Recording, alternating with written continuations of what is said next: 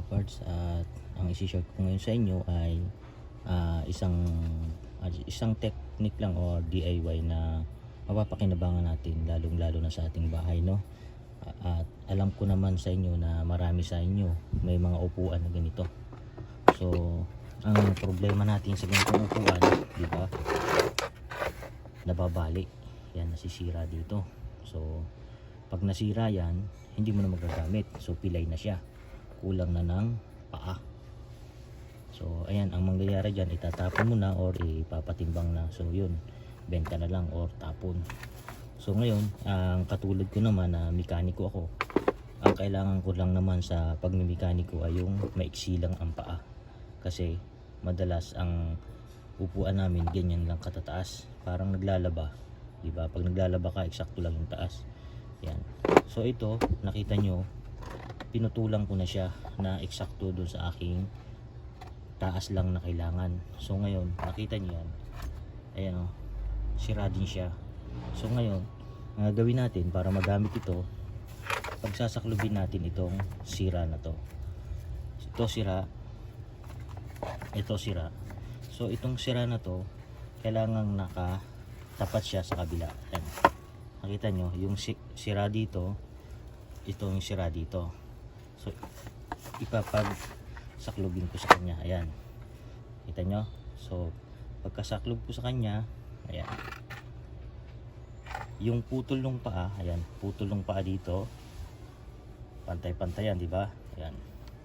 So dito magkakaroon na siya ng paa kasi nga in-alternate natin. So magagamit natin ito ngayon.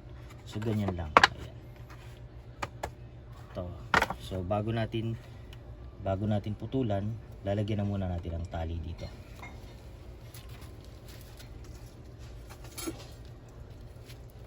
So ito yung gagamitin natin, at ito, no, sa mga kaparts, ito hindi ko binili. Ito kasama lang dun sa mga pantali ng bike. Pag bumibili ka ng isang unit ng bike, di ba naka-foam siya, nakatali dun sa buong bike. So ito yung mga nakatali sa kanya. So instead na itapon ko, iniipon ko siya. Kasi pag tinapon mo to, ano bang mangyayari? Pag tinapon mo to, hindi ito natutunaw eh.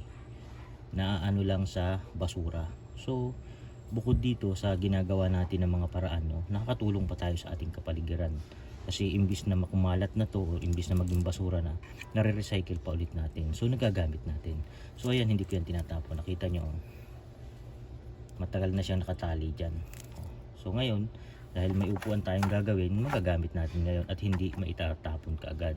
So sa environmental, nakatulong din tayo. Bukod doon, nakatipid pa tayo kaysa bumili ka na naman ng bagong upuan. Magkano bang upuan na parang yung maiksi lang na upuan sa paglalaba? Sabihin na natin na 100 pesos, nakatipid tayo ng 100 pesos. So ayan, ganyan. Tatalian ko lang yung sakluban niya. Ayan. Simula sa ilalim, ayan. Pasok lang natin doon. Tapos labas natin dito.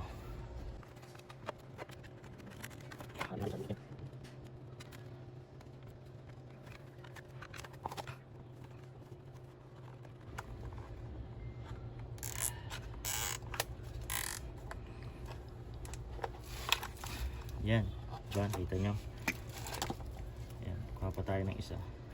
So lilinawin ko, no, baka isipin nyo na binili ko to. Hindi ko to binili, ginamit ko lang to. Kasi alam nyo, kung marunong kayo sa mga hardware, pag bibili kayo ng isang plastic na ganito, yung isang bungkus na ganito, yung ganito kalalaki, nagkakahalaga to ng 180 pesos. Pero marami na yun, mga 20 piraso na yan tayo.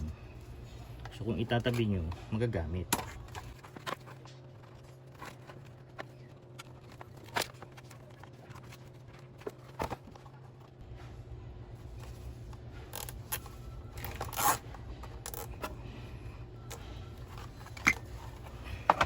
Ayan. So ito, puputulin na natin.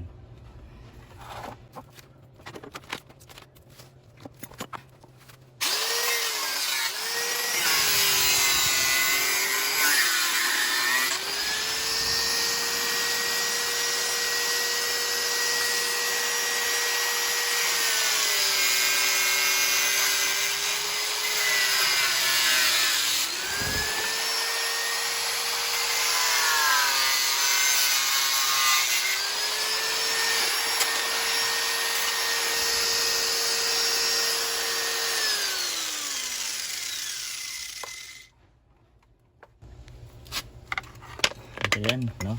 Pagkatapos natin putulin, mayroon pang isang natitira. So kailangan sukatan natin ito na papantay dito sa tatlo. Kasi iba ang sukat nito dito. Ayan. So ang gawin natin, hindi naman masyadong accurate na sukat na kasi hindi naman siya masyadong komplikado. Yan, papantayin lang natin to dito. Tandaan nyo lang kung saan nakatapat. Ayan, katulad yan. Diyan nakatapat. Sukat tayo dito. Pero dito tayo kukas ibabaw. Ayan, pantayin lang natin. Ayan. So ang putol dito. Ayan. Diba? So tandaan lang natin. Ayan.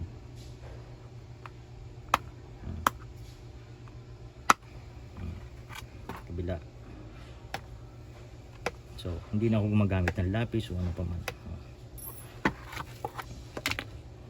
Diba? Tapos kakatin na natin. Tandaan lang natin yung kuha.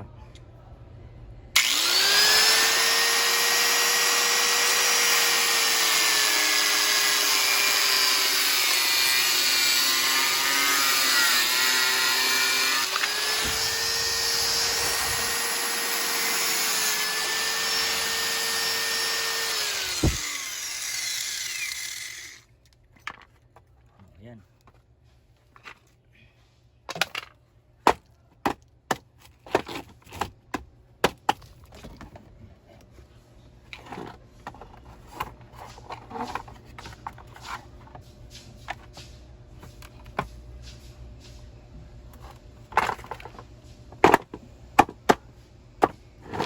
So ayan, di nakatulong na tayo sa kapaligiran, no? Nagamit pa natin yung mga bagay-bagay na dapat itatapon na magagamit pa natin. At syempre sa pagmekaniko ka naman, hindi mo naman kailangan ng napakagagandang gamit o bago. Upuan lang sa pag-align, ganun. Tapos pag may nakaipon ka na ng marami, yung mga customer, pwede mong paupuin. So ayan, tinuturo ko lang sa inyo, syempre yung may pakinabang tayo na wala tayong gastos, yun naman tayo lagi, no? So ayan, hindi tayo gumastos ng bagong upuan, pero nakagawa tayo ng upuan galing lang din sa mga sirang upuan. Ayan. So ayan, sana nakatulong ako sa inyo at nakaibahagi ko ng konti at nagkaroon kayo ng idea sa mga DIY na aking ginagawa. Although hindi naman ito tutorial sa bike, pero ito ay parts pa rin ng paggagawa ng bike. Kasi ito ay ginagamit ko sa paggagawa ng bike, sa pag-align habang gumagawa ng mga ibang bike. So part pa rin ito ng aking hanap buhay. So yun lang. So salamat sa inyo lahat. Sana nagustuhan nyo yung video nito. Yan, at hanggang dyan na lang ang video ko mga kaparts. Simple man ang video ko na to, pero sigurado kung ito'y mapapakinabangan ninyo, lalong lalo na sa inyong bahay. At kung kayo may mga gamit na ganyan, ay pwede nyo pang magamit yan.